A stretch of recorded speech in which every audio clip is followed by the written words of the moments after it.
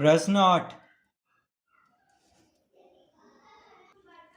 यदि थीटा बराबर 30 डिग्री तब निम्न को सत्यापित करें। प्रश्न 8 का पहला है साइन 3 थीटा बराबर 3 sine theta minus 4 sine cube theta. तो सत्यापित क्या करना है? साइन 3 थीटा बराबर 3 sine theta minus 4 sine cube theta.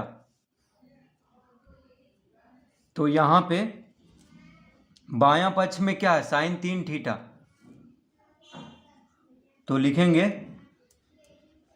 बायां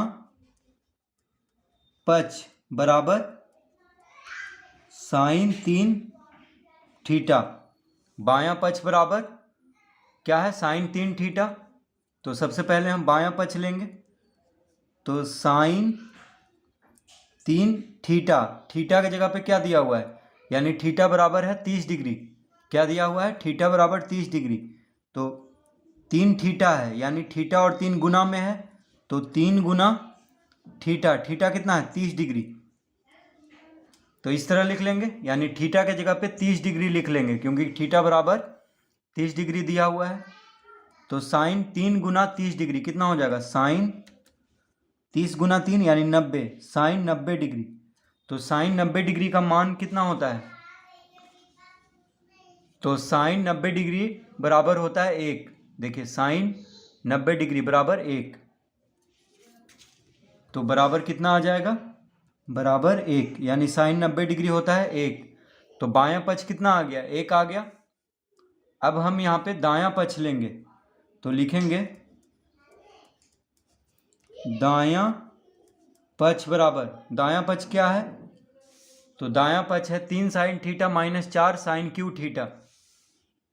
3 sine theta minus 4 sine cube theta. तो 3 साइन थीटा, थीटा बराबर है 30 degree, minus 4 sine cube theta, theta बराबर कितना है? 30 डिग्री। इस तरह लिख लेंगे, यानी थीटा की जगह पे 30 डिग्री लिख लेंगे, क्योंकि थीटा बराबर दिया हुआ है 30 डिग्री।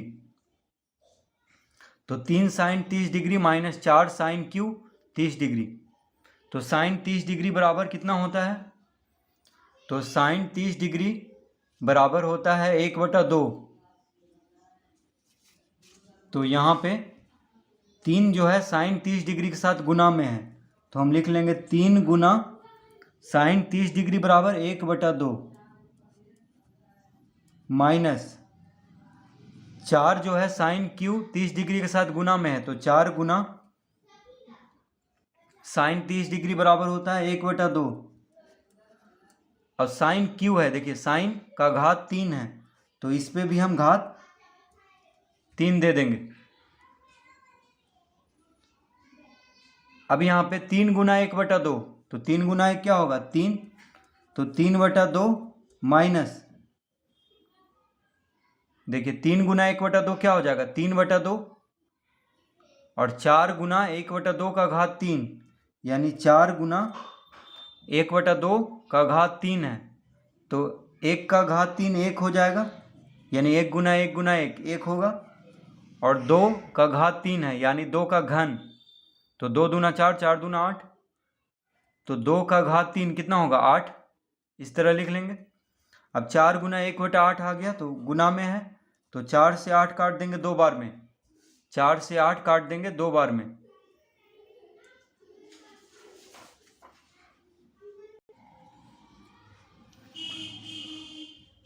तो लिख लेंगे बराबर 3/2 माइनस 1/2। तो यहाँ पे क्या बचा? 1/2।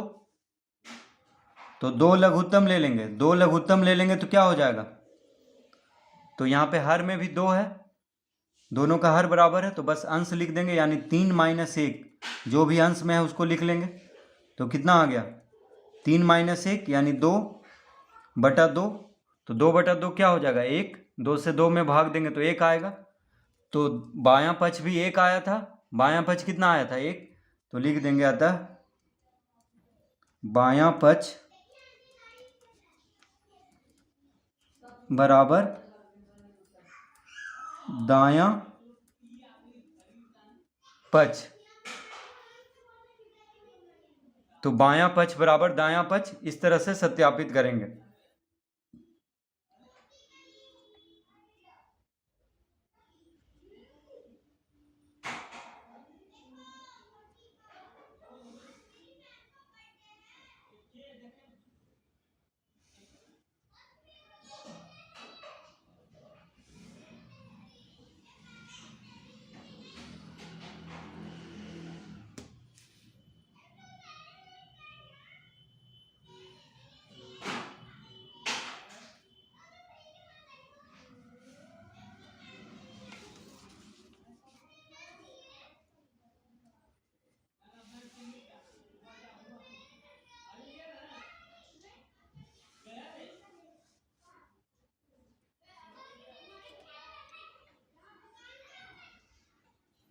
दूसरा, तो दूसरा प्रश्न है cos 3 थीटा, cos 3 थीटा बराबर 4 cos क्यू, यानी cos का घात 3 theta, cos Q theta minus 3 cos theta.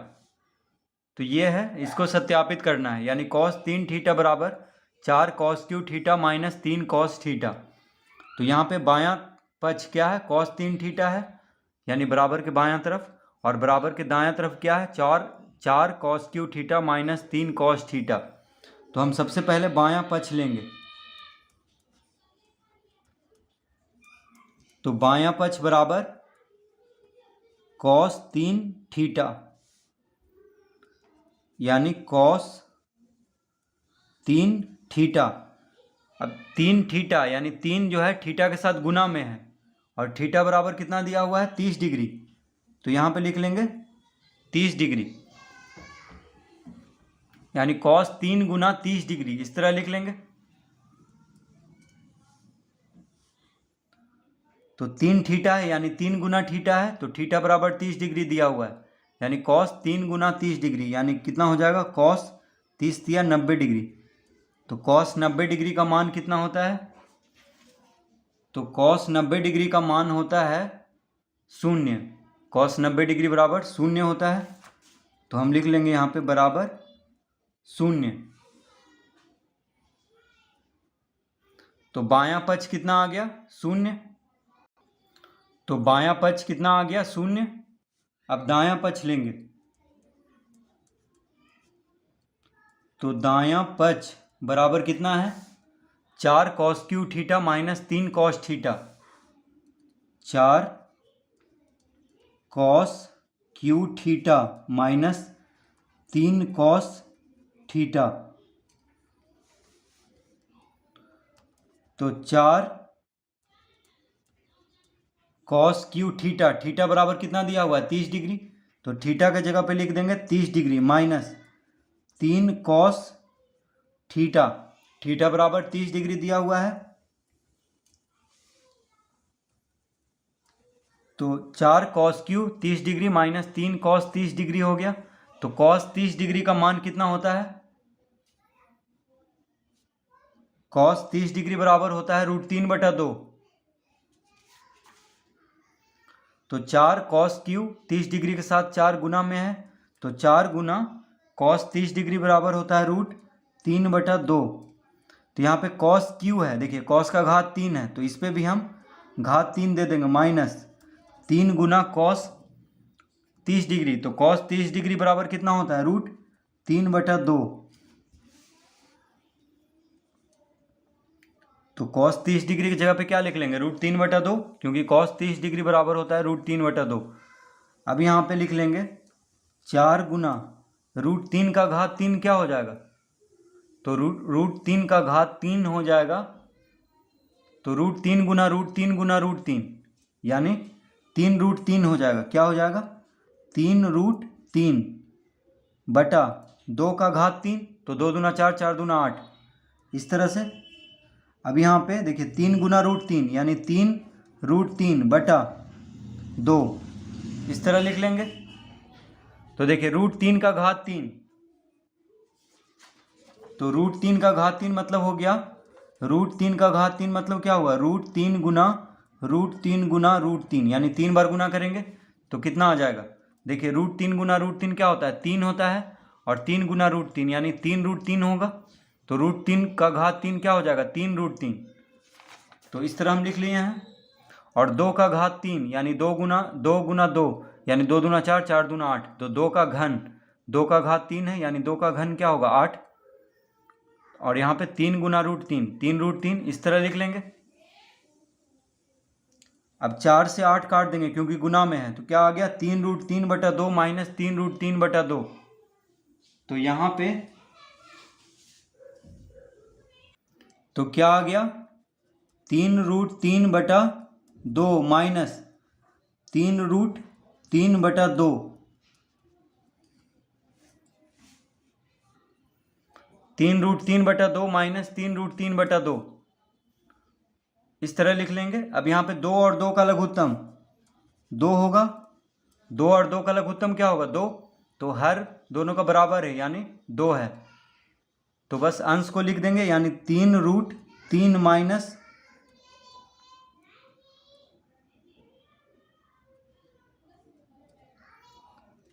तो 3√3 माइनस 3√3, तो 3√3 माइनस 3√3 कितना हो जाएगा? 0, यानी 0 बटा 2 आ जाएगा। यहाँ पे देखिए 3√3 में से 3√3 को घटाएंगे तो 0 आ जाएगा। तो 0 बटा 2 क्या होगा? 0। तो बायां पक्ष भी 0 आया था, तो लिख लेंगे अतः